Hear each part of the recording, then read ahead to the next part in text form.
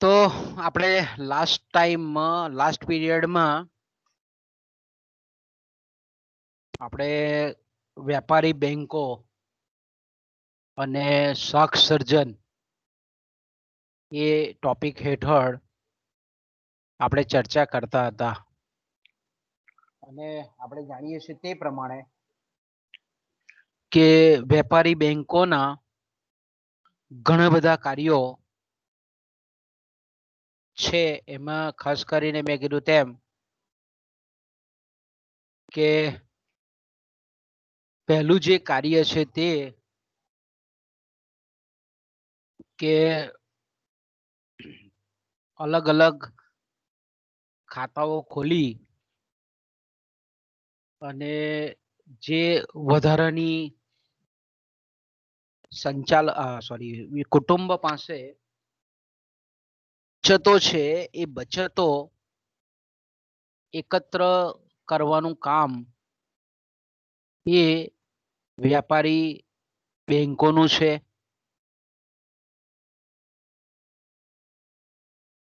અને બીજું જે અગત્યનું કામ છે તે પ્રમાણે કે ભાઈ એમાં આપણે જોયું તે પ્રમાણે કે ચાલુ ખાતું, બચત ખાતું, બાંધી મુદતનું ખાતું, આ બધા જે કંઈ પણ ખાતાઓ છે એ ખાતાઓ દ્વારા ખાસ કરીને વેપારી બેંકો એ બચતો એકત્ર કરે છે અને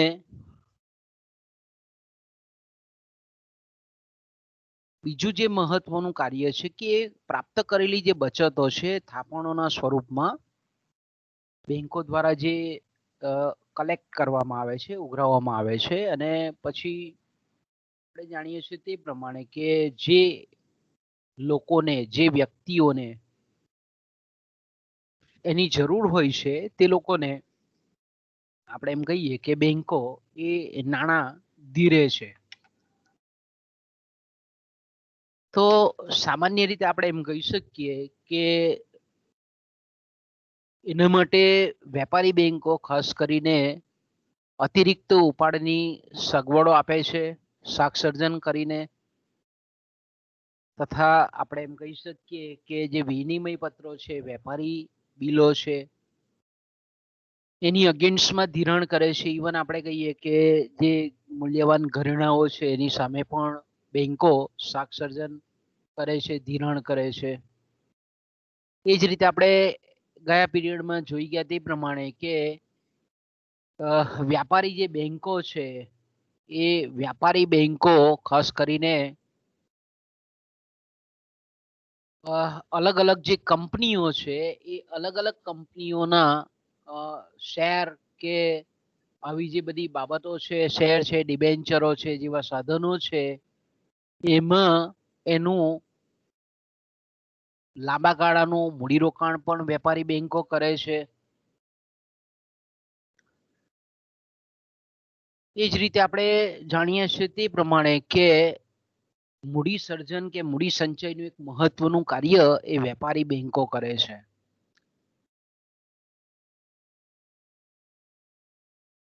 એ જ રીતે વેપારી બેંકો વિદેશ વ્યાપાર એટલે કે જો કોઈએ એકમોએ નિકાસ કરવી હોય કે બહારથી વસ્તુની આયાત કરવી હોય તો આપણે એમ કહી શકીએ કે વેપારી બેંકો ગેરેન્ટર તરીકે રહી અને જે ઉદ્યોગપતિઓ છે, પેઢીઓ છે, એના મધ્યસ્થી બની અને વિદેશ વેપારને ઉત્તેજન પણ આપે છે.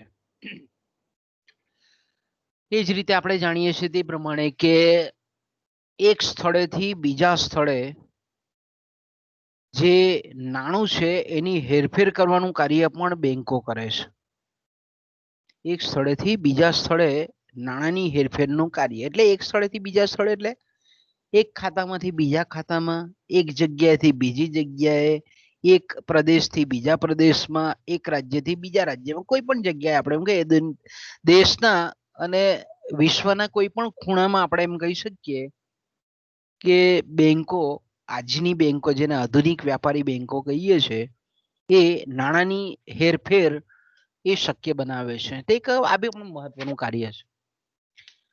એ જ રીતે મેં કીધું તેમ કે વ્યાપારી બેંકો જે શેર અને જામીનગીરીઓ છે એનું ખરીદ વેચાણ અને ગ્રાહકો વતી શેરનું ડિવિડન્ડ મેળવવાનું કાર્ય પણ કરે છે. એ જ રીતે વેપારી બેંકો સેફ ડિપોઝિટ વોલ્ટની પણ ફેસિલિટી આપે છે કે જેમાં દસ્તાવેજો છે, મૂલ્યવાન ઘરેણાઓ છે, એનો તમે સુરક્ષિત રીતે સંગ્રહ કરી શકો છો, મૂકી શકો છો એને બેંકોમાં. એ પણ એક સરસ મજાનું કાર્ય છે. એ જ રીતે ગયા વખતે આપણે જે ચર્ચા કરતા કે ગ્રાહકોને ક્રેડિટ કાર્ડની સગવડ પૂરી પાડે છે. ક્રેડિટ કાર્ડની ગયા વખતે આપણે ચર્ચા કરી ગયા છે એટલે પાછી રિપીટ નહીં કરીશું અહીંયા.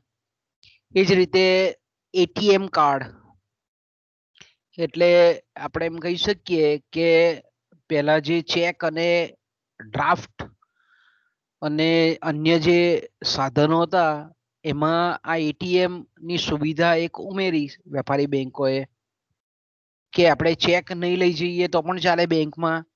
એટીએમ બૂથ જે છે એના પરથી તમે સ્ક્રેચ કરી અને તમારા ખાતામાં બેલેન્સ હોય તે પ્રમાણે તમે નાણાં ઉપાડી શકો છો. એ જ રીતે એની પણ આપણે ગયા પીરિયડમાં ચર્ચા કરેલી હતી. ગમે તે સ્થળે ગમે તે સમયે બેન્કિંગ સેવાઓ પૂરી પાડવાનું કામ એ આજની વેપારી બેંકોનું છે. બરાબર કે ભાઈ ફરવા જવું છે ધારો કે અને ફરવા જવું છે ને કેશનું જોખમ નથી લઈ જવું તો એવા સંજોગોમાં બેંક આપણે એમ કહીએ કે ટ્રાવેલિંગ ચેક પણ બનાવી આપે છે. બીજું મેં કીધું તેમ કે મોટા સિટીઓમાં મોટા શહેરોમાં જે છૂટક કુટુંબ દીઠ જે ભાજલ નાણું છે, બચત છે,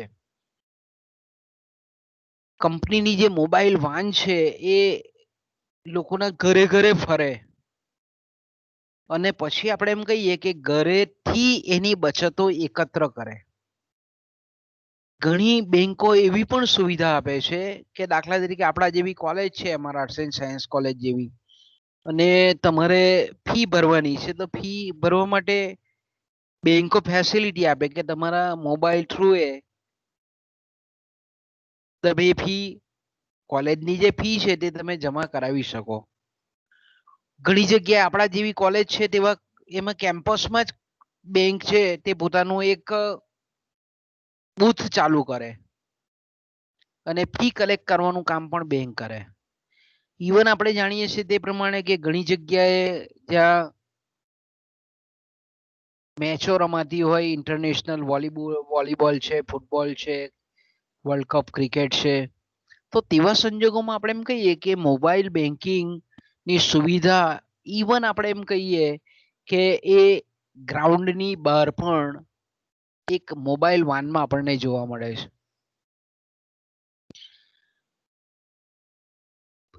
લગભગ આજે આપણે એમ કહીએ ને કે મોટા ભાગના કામો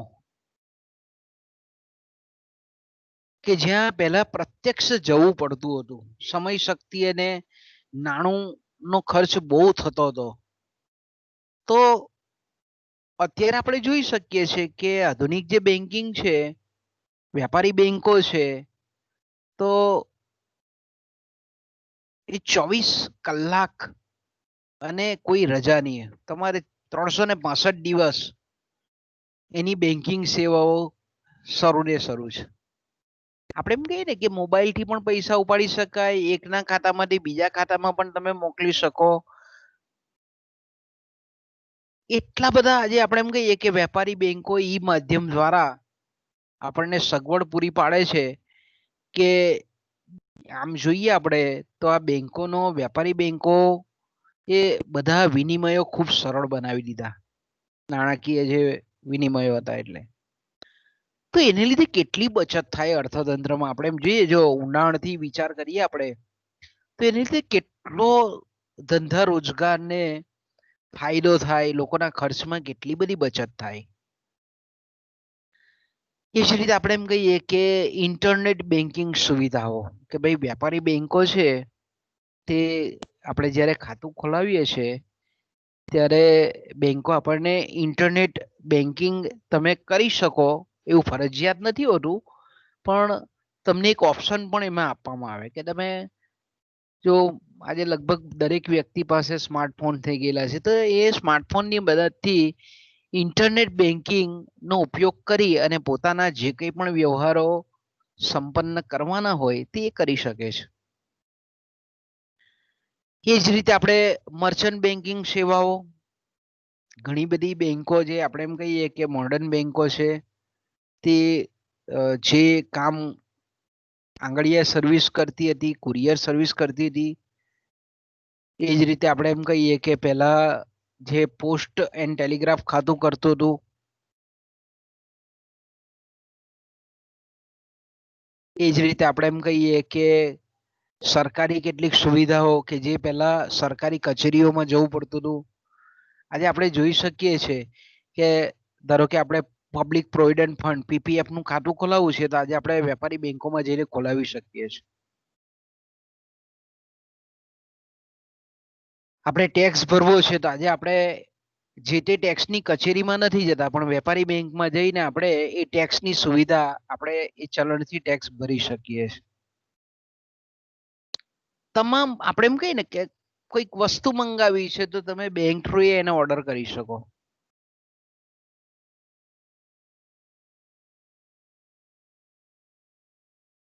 તમારે નીચે છે છેલ્લે આપણે જો છેલ્લું કે વેપારી બિલો છે, વીજળી બિલો છે, ટેલિફોન બિલ છે, ગેસ બિલ છે, પછી સ્થાનિક સ્વરાજના જે કંઈ પણ કરવેરાઓ છે, એ બધા આપણે એમ કહીએ કે તમે વેપારી બેંકોમાં ભરી શકાય છે. તો કેટલા બધા ઓપ્શન, પહેલા આપણે એમ કહીએ કે કલાકોના કલાકો લાઈનોમાં ઉભા રહેવું પડતું હતું, તો આજે વેપારી બેંકોનો બહુ મોટો રોલ છે. આપણે એમ કહીએ ને કે આર્થિક વિકાસમાં વેપારી બેંકોનો ફાળો તો આપણે એમ કહી શકીએ કે અદ્વિતીય છે. આપણી જે કંઈ પણ જીવન જરૂરિયાતની ચીજ વસ્તુઓ છે, તો કે ભાઈ કપડા, તો કે ભાઈ કપડા પણ તમે બેંક થ્રુ એ મંગાવી શકો છો. એક વેપારી બેંકોનું કામ.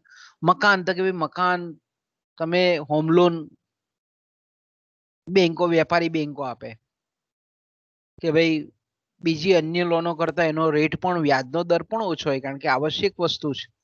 તો આજે આપણે જોઈ શકીએ છીએ કે મોટાભાગના લોકો જ્યારે મકાન બાંધતા હોય ત્યારે મોટેભાગે બેંક, વેપારી બેંકો જે લોનની સુવિધા, હોમ લોનની સુવિધા પૂરી પાડે છે, એનો હંમેશા ઉપયોગ કરતી હોય છે. એ જ રીતે આપણે જોયું તે પ્રમાણે કે લોકરની સુવિધા, સેફ ડિપોઝિટ વોલ છે, સેફ કસ્ટડી છે, એ જ રીતે ઘણી બધી આંકડાકીય માહિતી, શાખ અંગેની માહિતી, ખેડૂતોને અથવા તો આપણે એમ કહીએ કે અન્ય વર્ગને જે કંઈ પણ સબસિડી વાળી સરકારની યોજનાઓ હોય, તો એના નાણાં પણ જે તે જે વ્યક્તિ છે જેને લાભ મળવા પાત્ર છે, એવી વ્યક્તિ એ આજે આપણે જોઈએ છીએ કે તમામ સરકારના વ્યવહારો છે, સરકારના પ્રતિનિધિ તરીકે વેપારી બેંકો કરે છે. આપણે કે મધ્યસ્થ બેંક તો છે જ એનું પ્રતિનિધિ, પણ આજે વેપારી બેંકો પણ આપણે એમ કહીએ છીએ કે આપણે જોઈ શકીએ છીએ કે લોકડાઉનના સમયમાં જેટલી પણ સરકારે બિલો પોવર્ટી લાઈન વાળાને જેટલી પણ મદદ કરી, તે વાયા બેંક જ કરીને. આપણે કે બેંકમાં એ પૈસા જમા થાય અને પૈસા આપણે એનો ઉપાડીને ઉપયોગ કરી શકીએ જે તે સમયે. હજુ પણ આપણે જોઈએ છીએ તે પ્રમાણે કે નવી ને નવી જેમ જેમ બેંકો નવી ને નવી સ્થપાતી જાય છે, ખાનગી ક્ષેત્રની બેંકોમાં વધારો થાય છે, એટલે આપણે એમ કહી શકીએ કે હરીફાઈનું તત્વ જે આ ક્ષેત્રમાં પ્રવેશેલું છે, તો એને લીધે આપણે એમ કહી શકીએ કે બેંકોની જે સેવાઓ છે એ ઉત્તરોત્તર એમાં વધારો થતો આપણને જોવા મળે છે.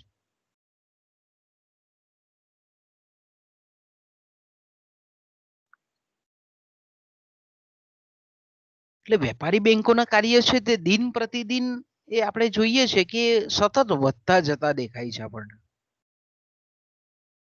એ કોઈ પબ્લિક ટ્રસ્ટ હોય કે ગ્રાહકોની મિલકતો હોય, અસ્કયામતો હોય, તેના એક ટ્રસ્ટી તરીકેનું કામ પણ બેખૂબીથી નિભાવે છે. કોઈક આપણે કોઈક લવાજમ ભરવું હોય, કોઈક જગ્યાએ આપણે એમ કહીએ કે કોઈક એસોસિએશનમાં સભ્ય થવું હોય, તો તમે બેંક થ્રુ એ પણ એ લવાજમની ફી છે, પરવાના ફી છે, લાયસન્સ ફી છે, તે તમે જમા કરાવી શકો છો. ઘણા તો આપણે એમ કહીએ કે આજના મોટા ભાગના વ્યવહારો જે છે 90% થી 95% વ્યવહારો સરકારના અને પબ્લિક ડીલિંગના એ બધાની અંદર બેંકનો પ્રવેશ થઈ ગયેલો છે.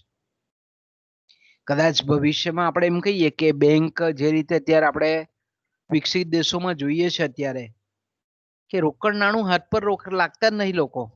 એ લોકો કાર્ડના સ્વરૂપમાં જ નાણું રાખે. કાર્ડ કે જે પણ તમારે 10 રૂપિયાની પેન ખરીદવી હોય તો એ 10 રૂપિયાની પેન પણ તમે બેન્કિંગ વ્યવહાર દ્વારા જ ખરીદો.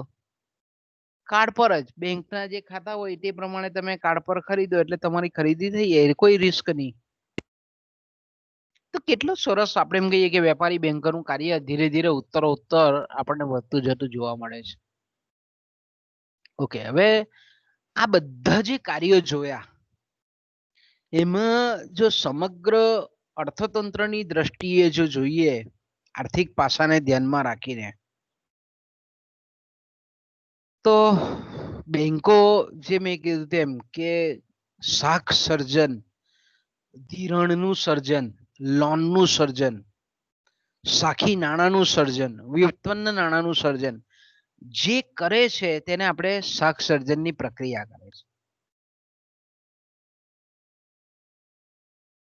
બીજા અર્થમાં જો આપણે એમ કેવું હોય તો આપણે એમ કહી શકીએ કે આપણે પહેલા ચેપ્ટરોમાં જોઈ ગયા, શરૂઆતના ચેપ્ટરોમાં નાણાંનો પુરવઠો, કે ભાઈ નાણાંનો પુરવઠો કોને કહેવાય? તો કે ભાઈ નાણાંનો પુરવઠો એને આપણે બે દ્રષ્ટિકોણથી તે વખતે ચર્ચા કરેલી હતી કે અમુક ચોક્કસ સમયે અર્થતંત્રમાં જે કંઈ પણ કાયદેસરનું ચલણી નાણું છે, બેંકોની માંગપાત્ર થાપણો છે અને નાણાંનો ચલણ વેગ છે, એનો બેંક નાણાંનો અને કાયદેસરના નાણાંનો ચલણ વેગ એનો આપણે ટોટલ કરીએ તો આપણને અર્થતંત્રમાં નાણાંનો પુરવઠો મળે.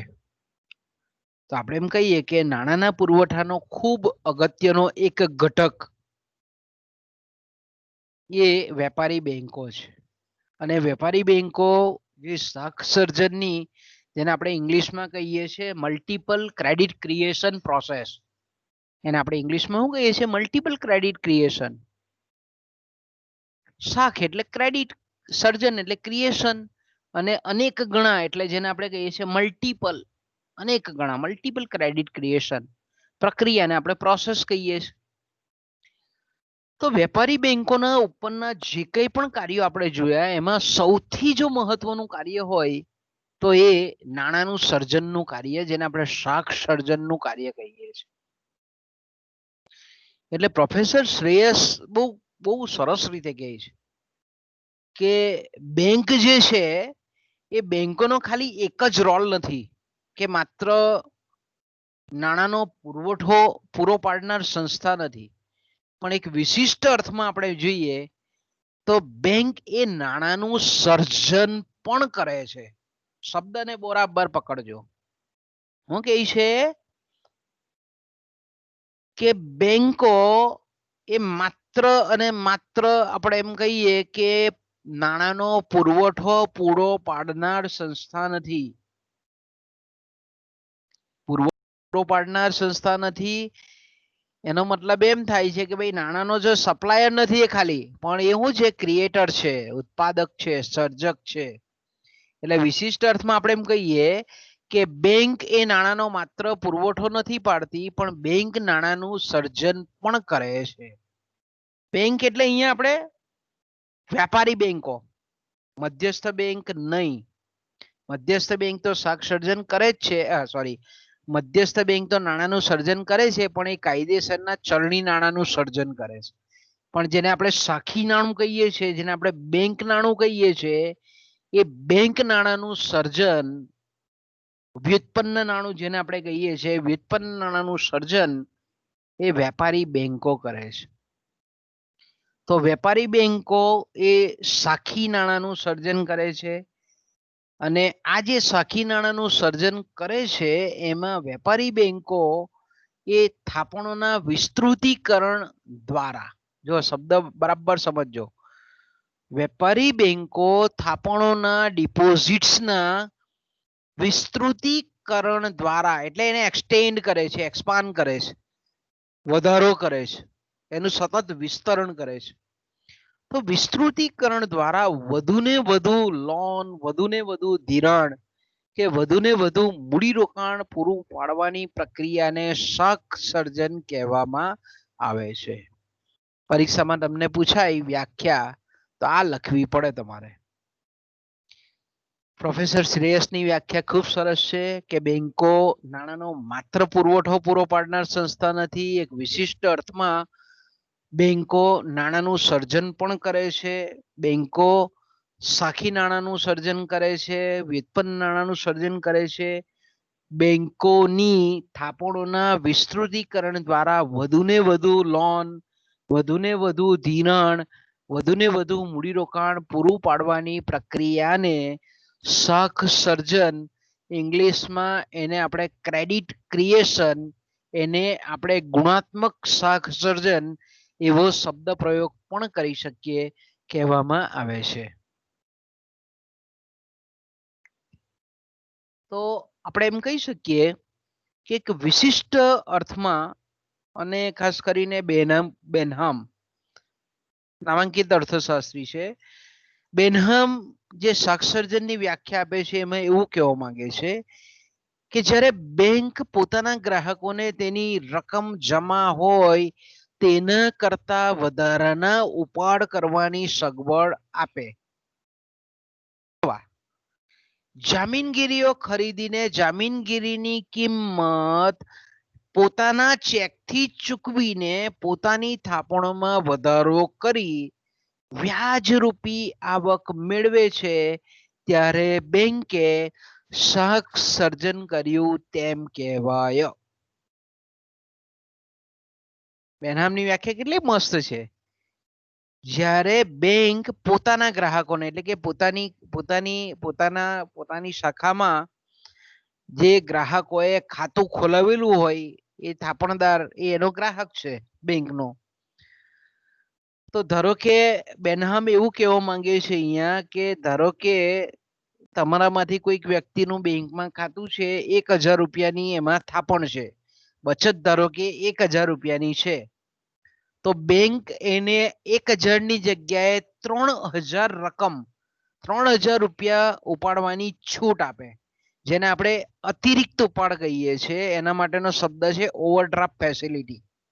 ઇંગ્લિશમાં એને આપણે ઓવરડ્રાફ્ટ ફેસિલિટી કહીએ છીએ, ગુજરાતીમાં એને પોતાની થાપણ કરતા વધુ રકમ ઉપાડવાની છૂટ આપવામાં આવે છે. એને આપણે વધારાના ઉપાડ અથવા તો એને અતિરિક્ત ઉપાડની સગવડ આપી એમ કહેવાય. તો આપણે એમ કહીએ કે બેંકો તમારા ખાતામાં 1000 રૂપિયા પડ્યા છે પણ 3000 રૂપિયા ઉપાડવાની છૂટ આપે, સગવડ આપે.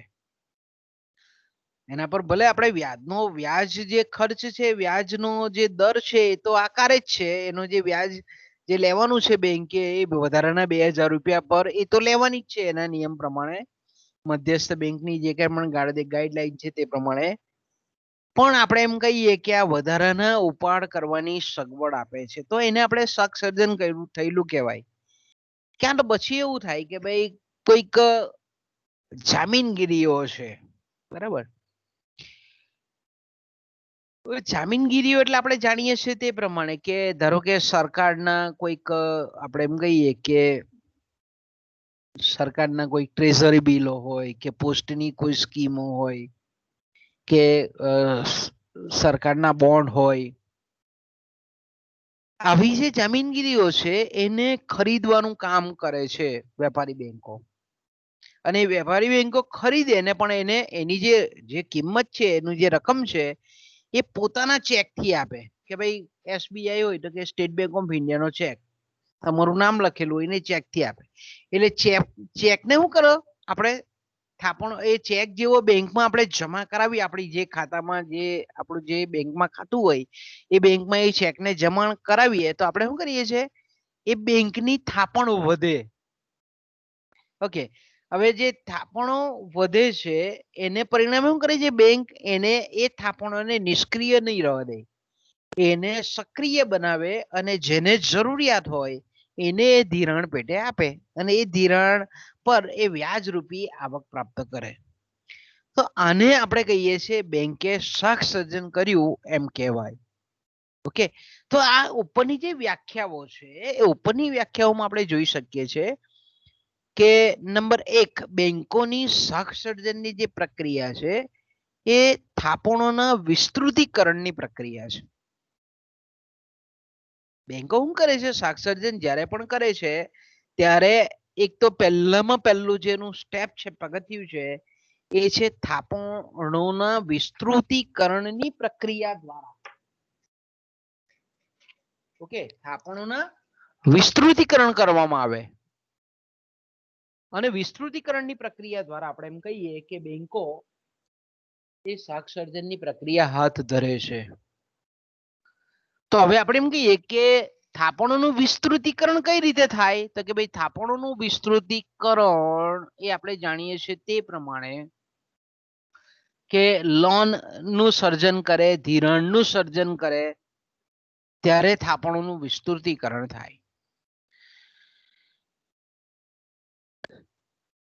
ત્યાર પછી આપણે જોઈએ છે તે પ્રમાણે કે શાખ સર્જનની જે આપણે ઉપરોક્ત વ્યાખ્યાઓ જોઈ તેમાંથી નીકળતો મુદ્દો કે બેંકો ગ્રાહકોને લોન આપીને વધારાની અતિરિક્ત ઉપાડની સગવડ આપીને કે જામીનગીરી ખરીદી કરીને શાખ સર્જન કરે છે. આ ઉપરની જે કંઈ પણ થાપણોના વિસ્તૃતીકરણની પ્રક્રિયા છે એમાં બેંકો ક્યારે પણ કોઈ પણ ગ્રાહકને, કોઈ પણ થાપણદારોને એ જ્યારે નાણું ચૂકવે છે તો ક્યારે પણ એ રોકડમાં ચૂકવતી નથી, પણ પોતાના ચેકથી રકમ ચૂકવી અને શાખનું સર્જન કરે છે. બરાબર સમજો હા, કે વેપારી બેંકો જે શાખ સર્જનની પ્રક્રિયા કરે છે તે ગ્રાહકને, થાપણદારોને જ્યારે પણ નાણાં ચૂકવે છે તો એ પોતાના ચેકથી એ ચૂકવે છે અથવા તો ગ્રાહકના નામે ખાતું ખોલાવી અને ચેકબુકની ફેસિલિટી આપવામાં આવે અને એ રીતે આપણે એમ કહી શકીએ કે શાખનું સર્જન કરે છે. હવે આ જે આપણે શાખ સર્જનની પ્રક્રિયા છે એ પ્રક્રિયાને આપણે બરાબર ડિટેલમાં સમજીએ, ઊંડાણપૂર્વક એની સમજવાની કોશિશ કરીએ. તો આપણે પહેલા જ જાણીએ છીએ તે પ્રમાણે કે વેપારી બેંકો ઘણા બધા કાર્યો કરે છે, સેવાઓ કરે છે, પણ એ કેવી છે? નિઃશુલ્ક સેવાઓ નથી. એ સેવાઓ કેવી છે? કંઈક ને કંઈક વળતર લેતી સેવાઓ છે. એટલે સામાન્ય રીતે આપણે એમ કહીએ કે વેપારી બેંકો જે છે તે નફા કરવાના ઉદ્દેશથી, ઘણા બધા ઉદ્દેશ હોય બેંકના, જોકે પણ આપણે એમ કહી શકીએ કે એનો એક વન ઓફ ધેમ નફાનો ઉદ્દેશ એનો હોય છે. તો જ્યારે આપણે એમ કહીએ કે વેપારી બેંકો નફાના ઉદ્દેશથી સ્થપાયેલી હોય તો થાપણદારો, મેં કીધું તેમ કે જે થાપણો બેંકમાં મૂકે છે એ એને એમને રવા નથી દેતી. એને કંઈક ને કંઈક આપણે એમ કહીએ કે કોઈક ને કોઈક વ્યક્તિઓને એ ધિરાણ કરે છે. અને મોટે ભાગે ધિરાણ છે તે આપણે એમ કહીએ ને કે શાખ પાત્ર વ્યક્તિ જે પ્રતિષ્ઠિત હોય, શાખ પાત્ર એટલે કે જે લોન આપે છે, ધિરાણ કરે છે બેંક, એ વ્યક્તિ એના પરત નાણાં વ્યાજ સહિત ચૂકવવા સક્ષમ હોય એવી જે શાખપાત્ર વ્યક્તિઓ છે એને એ બેંકો, વેપારી બેંકો એનું ધિરાણ કરે છે. બેંકના જે કંઈ પણ થાપણદારો છે, ગ્રાહકો છે, એને બેંકમાં કાં તો કરન્સી, ચલણી નોટો દ્વારા, ચલણી સિક્કાઓ દ્વારા સામાન્ય રીતે આપણે એમ કહીએ કે બેંકમાં જમા કરાય છે. આપણે આગળ પણ પીગોનું સમીકરણ જોઈ ગયેલા છે, તેમાં પણ આપણે જોયું છે કે લોકો જે રોકડ પસંદગી, તરલતા પસંદગી કરે છે, પોતાની આવકનો અમુક ભાગ જે હાથ પર રાખે છે એ બધો જ કઈ એ લોકો હાથ પર રાખતી નથી, પણ એમાંથી અમુક ભાગ એ બેંકોમાં થાપણ તરીકે મૂકે છે. તો અહીંયા આપણે જોઈ શકીએ છીએ કે બેંકોમાં વ્યક્તિઓ જાય અને ચલણી નોટો કે ચલણી સિક્કાઓ એ બેંકમાં જમા મૂકે, એટલે મીન્સ કે એ રોકડ લઈને પછી આપણે એમ કહીએ કે એ ખાતું ખોલાવે છે. તો એ જે થાપણો બેંકમાં આવે છે તેને આપણે પ્રાથમિક થાપણો કહીએ છીએ. એને ઇંગ્લિશમાં આપણે કહીએ છીએ પ્રાઇમરી ડિપોઝિટ્સ. પ્રાથમિક થાપણો એટલે હું તો કે ભાઈ મારા તમારા જેવા લોકો બેંકમાં જે રોકડ રકમ લઈ અને પોતાનું ખાતું ખોલાવે છે, એટલે બેંક શું કરે છે એ જેટલી પણ રોકડ તમે બેંકમાં આપો છો એ રોકડ એ બેંકની બને છે પ્રાથમિક થાપણો, પ્રાઇમરી ડિપોઝિટ. એટલે આપણે બેંકમાં મૂકીએ છીએ એટલે એનો મતલબ શું થયો કે આપણે બેંક પાસે લેણદાર થયા, બેંક એ દેવાદાર બની બેંકની એ જવાબદારી બને છે.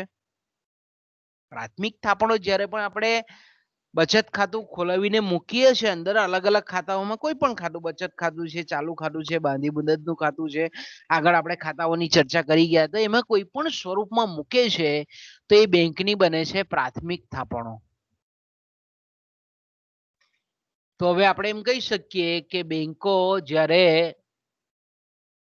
શાખ સર્જનની પ્રક્રિયા હાથ ધરે છે ત્યારે આ પ્રાથમિક જે થાપણો છે એ બેંકોના શાખ સર્જનનો, ધિરાણ સર્જવાનો, લોન ઊભી કરવાનો એ મેઇન પાયો છે, મેઇન બેઝ છે.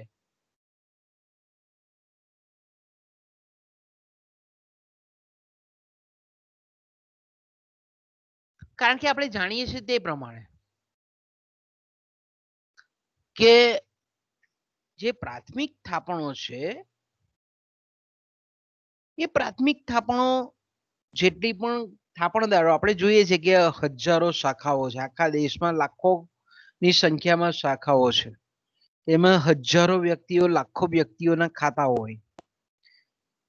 આપણે આપણી બેંકના પણ અનુભવ છે. આપણે બેંકમાં જઈએ છીએ ત્યારે આપણે જોઈ શકીએ છીએ કે ઘણા બધા લોકો બેંકોમાં અવર જવર કરતા હોય, કોઈ પૈસા મૂકવા આવે, કોઈ કઈ પૈસા ઉપાડવા આવે, કોઈક નવું ખાતું ખોલાવવા આવે. આપણે જોઈએ છીએ બજારમાં, આપણે જઈએ છીએ ત્યારે રિયલ આપણે બિંગ ઇકોનોમિક્સના વિદ્યાર્થી તરીકે આ બધી પ્રવૃત્તિઓ આપણે જોઈએ છે તો આપણને અનુભૂતિ થાય છે કે ઘણા મૂકવા પણ આવે છે પૈસા અને ઘણા લેવા પણ આવે છે. તો આપણે એમ કહી શકીએ કે જે પ્રાથમિક થાપણો કે એટલે પ્રાથમિક થાપણો એટલે આપણે એમ કહીએ કે ધારો કે કોઈક બેંકમાં આપણે એમ કહીએ કે 1000 વ્યક્તિઓએ ખાતા ખોલાવ્યા અને 1000 વ્યક્તિઓએ ધારો કે આપણે એમ કહીએ કે 1000 રૂપિયા મૂક્યા, બરાબર. પ્રાથમિક બચત ખાતા ખોલાવી અને ધારો કે 1000 રૂપિયા મૂક્યા, તો આપણે જાણીએ છીએ તે પ્રમાણે કે એકની પાછળ 6 મીંડા એટલે લગભગ 1 લાખ રૂપિયા જેટલી પ્રાથમિક થાપણ એ બેંક પાસે ઊભી થઈ. પ્રાથમિક થાપણ, શબ્દ બરાબર સમજો, જ્યારે અલગ અલગ વ્યક્તિઓ રોકડ નાણું લઈ જઈને બેંકમાં ખાતું ખોલાવે છે ત્યારે આપણે એમ કહીએ કે એ બેંકોની બને છે પ્રાથમિક થાપણો, પ્રાઇમરી ડિપોઝિટ્સ. હવે ગ્રાહક આપણે જાણીએ છીએ તે પ્રમાણે, તમે મને બધાને, આપણે બધાને જ અનુભવ છે કે આપણે જ્યારે કોઈ પણ બેંકમાં ખાતું ખોલાવીએ છીએ, આપણે જેટલી પણ રકમ અંદર જમા કરાવીએ છીએ એ ક્યારે પણ આપણે પૂરેપૂરી ઉપાડી નથી લેતા. હવે તો બેઝિકલી નિયમ પણ થઈ ગયા એવા કે ભાઈ તમે કોઈક રાષ્ટ્રીયકૃત બેંકોમાં મૂકો તો 1000 રૂપિયા મિનિમમ તમારે મૂકી રાખવાના. ખાનગી બેંકોમાં એનું પ્રમાણ 5000 રૂપિયા જેટલું છે કે 5000 રૂપિયા તમે મૂકો તો તમારું ખાતું ચાલુ રહે.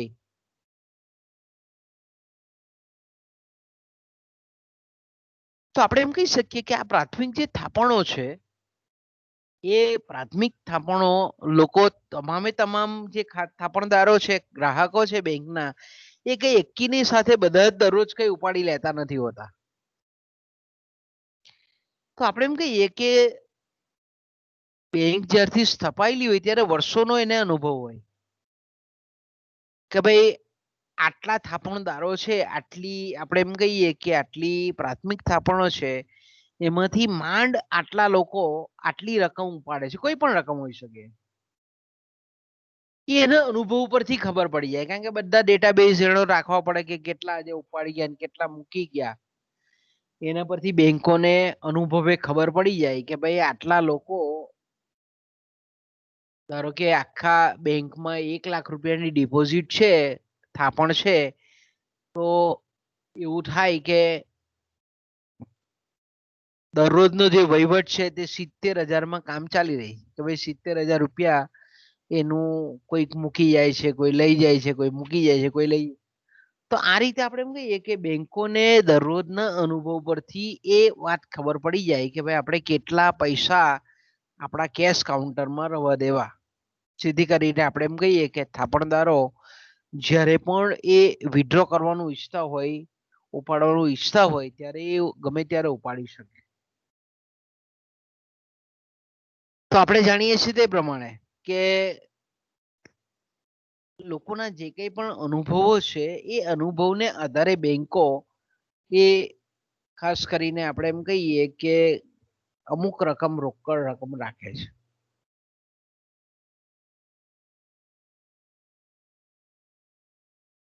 તો આ જે આપણે એમ કહીએ કે અમુક રકમ રોકડ લાગે છે, પણ બાકીની જે રકમો છે એ નિષ્ક્રિય રીતે રવા નથી દેતા. વેપારી બેંકો શું કરે છે, બાકીના દાખલા તરીકે તમે 1000 રૂપિયા મૂક્યા તો તમને એક બેંકને ખબર છે કે ભાઈ એક્સ નામની વ્યક્તિ છે તો બહુ મોટો 200 રૂપિયા ઉપાડી જાય છે. વાય નામની વ્યક્તિ છે તો ભાઈ એના મહિનામાં ટ્રાન્ઝેક્શન 200-300 રૂપિયા જેવું થાય. તો બેંકોને આના પરથી એક અંદાજ આવી જાય કે આટલા લોકો ઉપાડી જાય છે, અથવા તો ઓન એન એવરેજ જેટલી પણ કુલ થાપણો છે એ પૈકી આટલા રૂપિયા ઉપાડાય છે.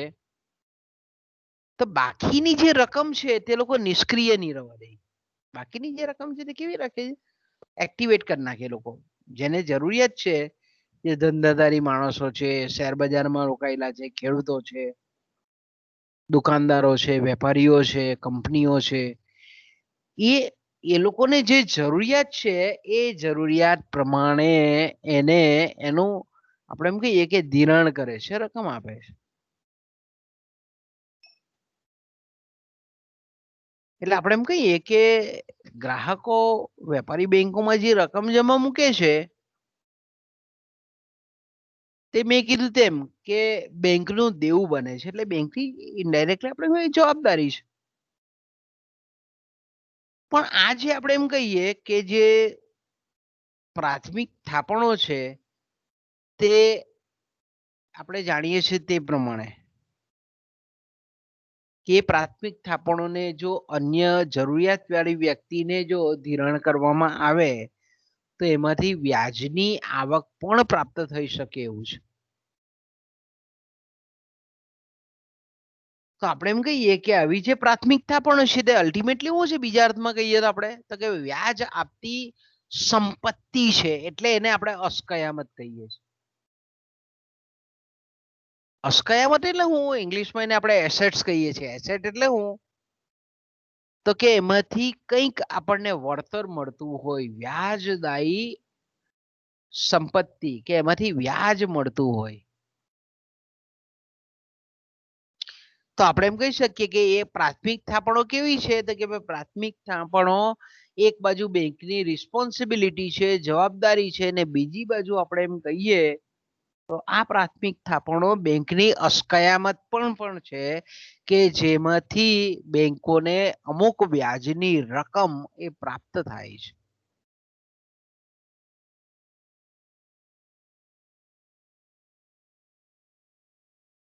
તો આપણે એમ કહીએ કે આ જે છે બેંકો જે કંઈ પણ ધિરાણ કરે છે, જે કંઈ પણ લોન આપે છે, તે મોટે ભાગે મેં કીધું તેમ કે રોકડમાં ક્યારે પણ આપતી નથી. જે વ્યક્તિનું ખાતું બેંકમાં હોય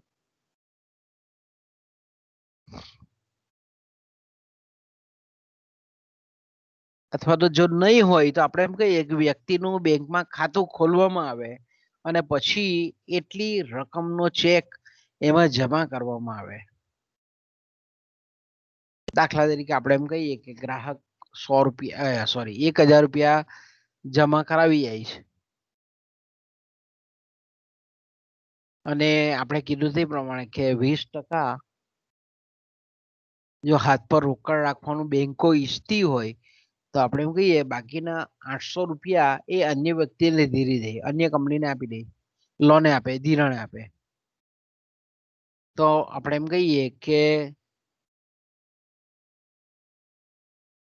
એ ધિરાણ આપે એટલે લોન આપે એટલે સ્વાભાવિક છે કે વ્યાજનું ચક્ર ચાલુ થઈ જાય. વ્યાજ બેંકો નિયત કરેલા દરે નિયત કરેલા હપ્તાઓમાં આરામથી ઉપાડી શકે.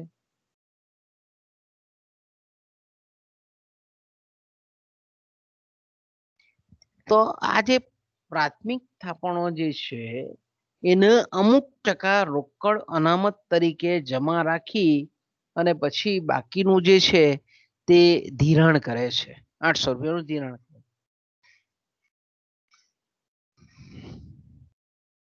અને મોટે ભાગે જ્યારે આપણે એમ કહીએ કે બેંક થાપણોનું વિસ્તૃતીકરણ કરે છે, જ્યારે ધિરાણ સર્જે છે ત્યારે એ જે બેંકમાંથી એ વ્યક્તિને નાણાંની જરૂરિયાત છે, લોન છે, એનું એ જ બેંકમાં ખાતું ખોલવામાં આવે.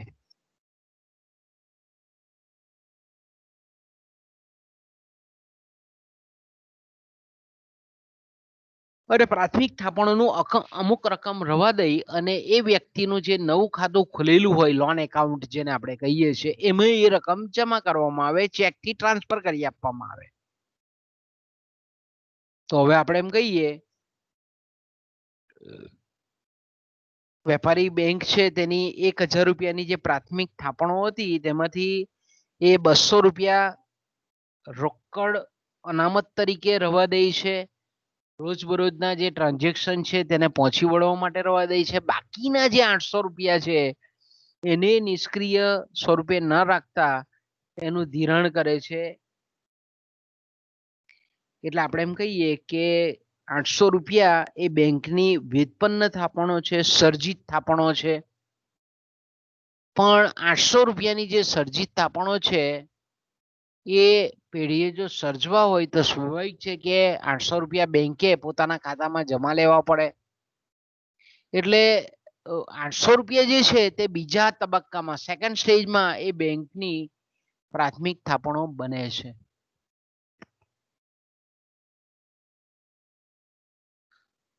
બાળકો અહીંયાથી અટકીએ આપણે.